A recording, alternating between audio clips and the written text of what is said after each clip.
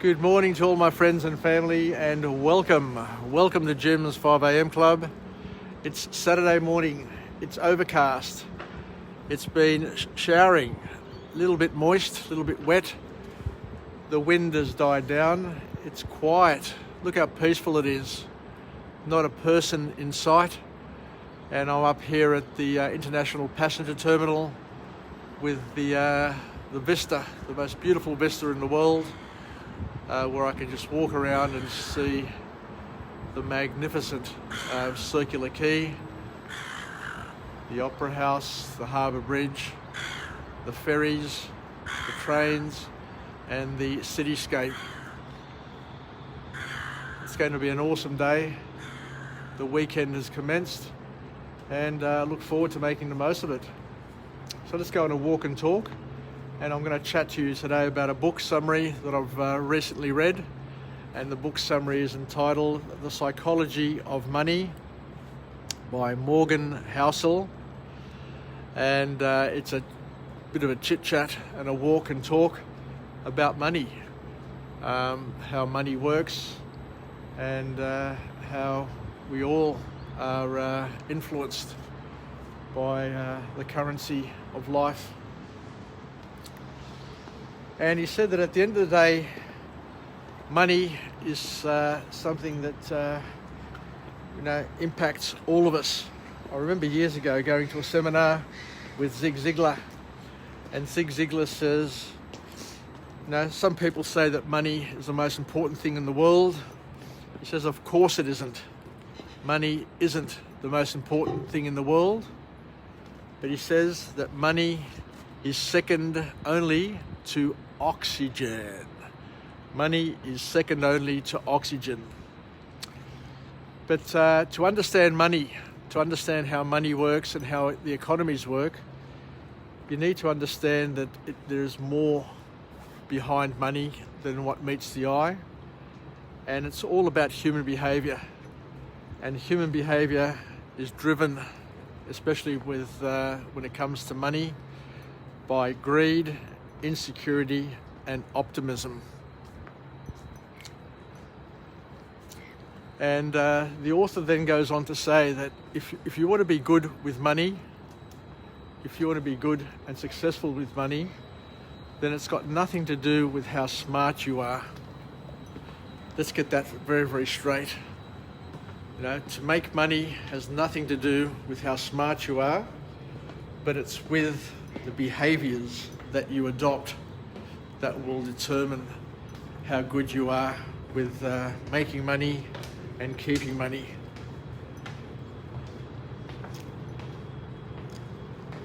The author then goes on to talk about something which is quite powerful in terms of money, and he says that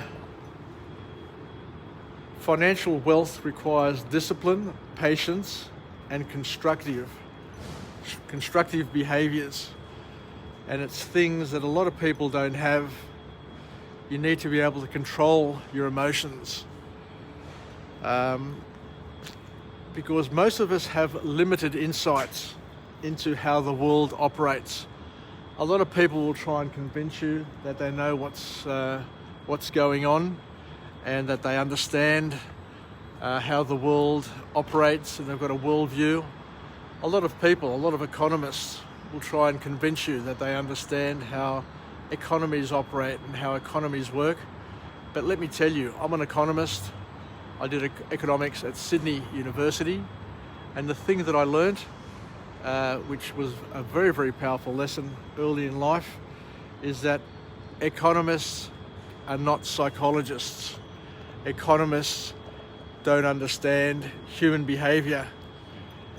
We can talk about theories, and economists are great on theory. They talk with great authority on theory.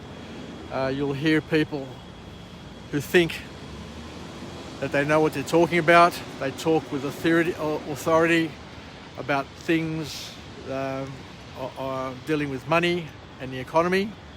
But the bottom line is, we all us economists know jack shit and are very, very poor at predicting outcomes And you see it time and time again. You get 10, 20 economists in a room to talk about the economy, and they'll all disagree on every aspect of what's happening and what the outcomes are going to be. So let's go for a bit of a walk and talk. We'll just go down here and see what's happening. So in order to make money, we said that your behaviour is more important than what you know, because what you know is very, very little. When it comes to business, when it comes to understanding the view, understanding the worldview, as I said, we all have slithers of knowledge. We all have slithers of information. And a lot of people use that slither to extrapolate into the future, to try and figure out what is happening. But the bottom line is that that slither is different from other people's slithers of information, and we don't really get a full view of what is happening. And that's why many people are surprised with what happens in terms of investments, what happens to the share market, what happens to money markets, because none of those things go according to plan. And it's quite puzzling to many people because they can't really understand, because everything looks or appears counterintuitive, and you're always scratching your head and saying, well, how did that happen? And each of our view of the world is created in a different world. My world is different to yours. My emphasis on information and data is different to yours. My fears are different to yours. My level of optimism and belief and hope are different to yours. And hence, because we're all different, we've got different views. And the world is very, very complex. The world is extremely complex and beyond our comprehension. Nobody, regardless of how much authority they talk, scientists, you name it, economists, political leaders, they all talk with authority, and you think that they know what they're talking about. But as I said before in a previous vlog, we all know jack shit about what's going on in the world, because the world is a very, very complex place, and everything is really, really difficult to try and piece together and to understand.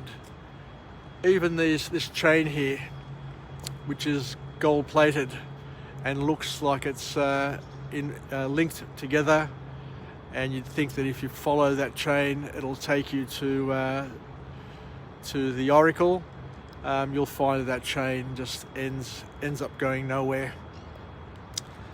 So we've got to appreciate that the world is a complex place and it's beyond comprehension. And as we said before, economists can't measure human behaviour, because human behaviour is emotional. It's irrational. How many people do you know who live with fears, and most of those fears are just irrational fears? Now you've got people who are controlled by their own irrational fears, and you'll sit and talk to them and say, well, what you're scared of, what you're worried about is irrational. It's just not there. It's just improbable. It's just not going to happen. And yet they are convinced. They are convinced beyond all reasonable doubt that those fears are real, because they're real to them. They impact their emotions, and whatever impacts your emotions will control you.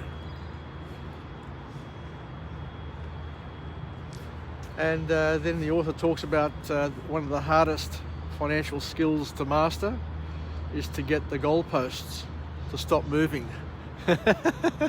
How good is that? Because we all are greedy. We're greedy. And that greed is what catches us all out in the end. And the author says we need to understand how much is enough. Because once you understand how much is enough, or how much is enough for you, then you're able to then relax, take it easy, and enjoy life. But how many people do we know who are millionaires, have got lots and lots of money, and yet keep on working, keep on struggling, keep on risking everything, keep on going all in, and you wonder, what's the purpose of it? You've made your money, now you can go and use your money to better not only your life, but the life of the people around you. So the author then goes on to talk about the importance of investing, and that to be a great investor, you need to understand that time is your friend, and there is a magic of compounding. So the snowballing effect of compounding is critical to appreciate. But the author then talks about the big difference between getting wealthy and staying wealthy.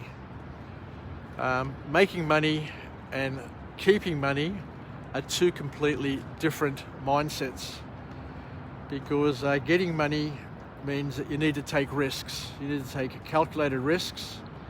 You need to be optimistic, and you need to go for it.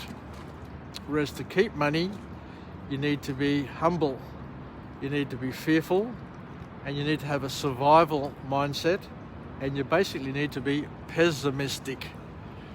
So how different is that?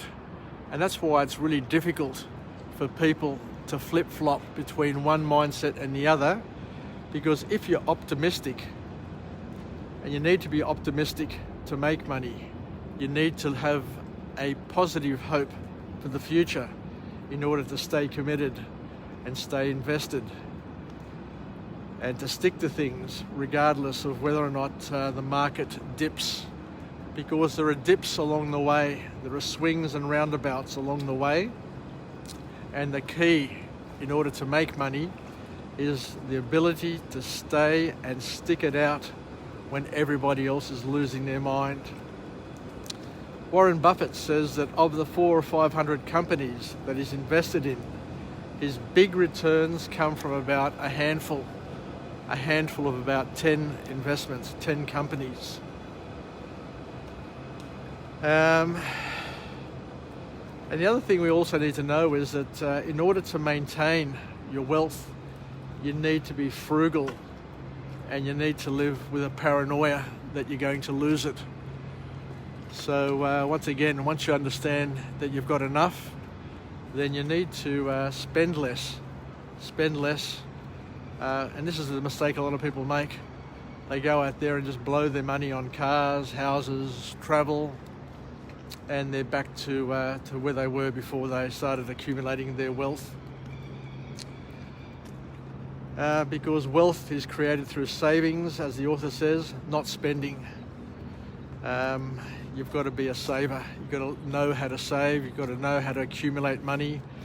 You've got to know how to put off to tomorrow what most people would be doing today. And the author then finishes off with a couple of good points, that it's important in life to be rational to be reasonable rather than rational. If you're too rational, you'll be too rigid, you'll be boring, and you'll cause grief to yourself and to your family and people along the way. The problem with a lot of people is that they're far too rational. You need to have a mix of rationality and reasonability. You need to be reasonable. You need to be able to give and take. And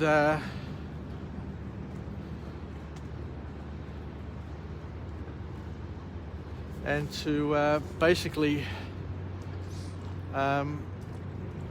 and live your life.